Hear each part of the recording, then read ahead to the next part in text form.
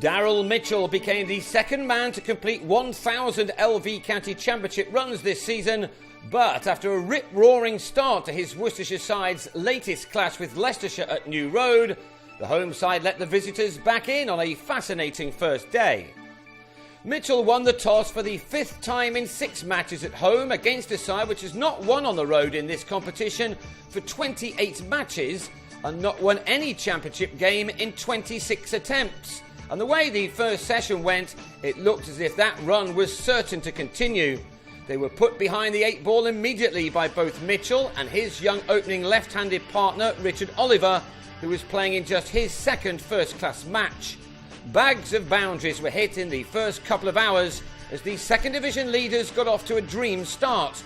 Winning the toss and batting is one big advantage for them, with Syed Ajmal in the team, and a big first innings score simply gives him even more ammunition, as if he needs such things, having already taken 56 wickets in 8 matches this year. Both openers registered 50s. Oliver made it to the half-century mark for the second time in just 3 first-class innings, this one coming off only 63 balls from which he'd struck 7 fours. The 24-year-old looks a very handy prospect at the top of the order after impressing in this year's T20 competition. This was the 7th time that Mitchell has made it as far as a 50 this year. This one had used up 106 balls and was reached with his 7th boundary. The next thing possibly on the batsman's mind was to get to 54 to record 1,000 runs in this competition for the 3rd time in his career.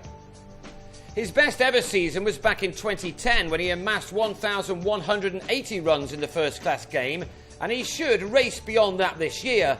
This was the moment he got to 1,000, the second man to do that this summer after James Vince.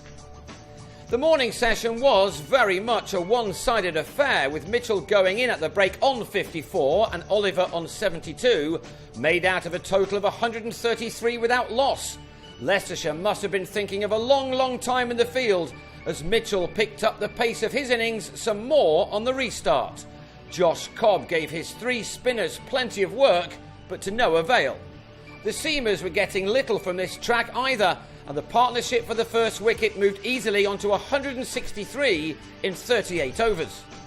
But then Oliver missed a sweep off James Sykes, who was brought into this side after taking 7 for 80 for the second team last week. And the batsman was LBW. The game suddenly changed after that. Oliver was gone for 78, a career best. Mitchell moved to within 10 runs of his 5th ton of the summer, passing 8,000 first-class runs in the process, when he edged a ball which kept a little low from Dan Redfern, who'd just been brought into the attack. He was then taken off.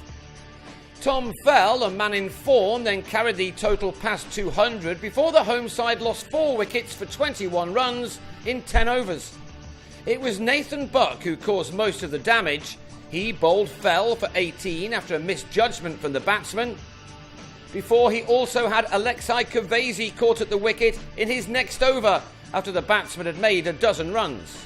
It was 3 in 3 overs from Buck when he bowled Ben Cox for a duck, Cox rather late with his defensive shot.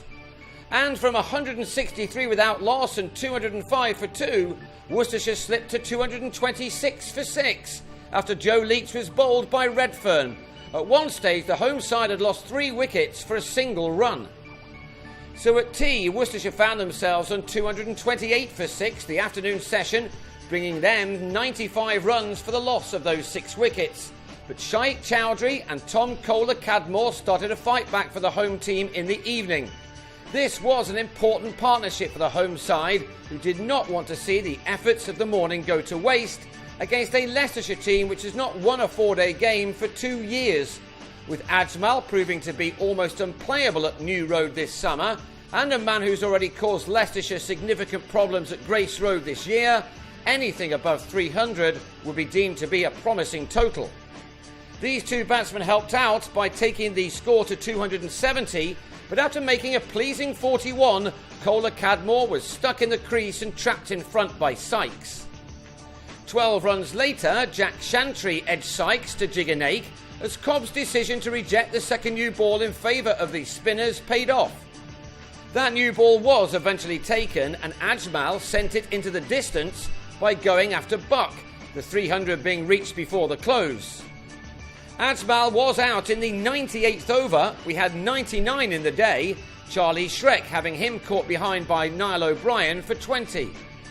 But Chowdhury, who kept going for more than 2 hours for his 40 runs, and last man Charlie Morris saw out the final 11 deliveries to take their side on to 317 for 9 by the time that stumps were drawn. Leicestershire will be pleased with their efforts while their batsmen now get ready for the threat of Ajmal and the rest of this Worcestershire attack.